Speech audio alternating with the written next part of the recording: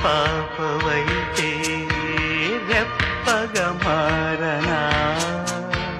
తూరుపు నీవుగా రేపువ నేనుగా మల్లిక పాటగా పల్లవి ప్రేమగా ప్రేమించే పెదవులొకటై పొంగించే సుధలు మనవైతే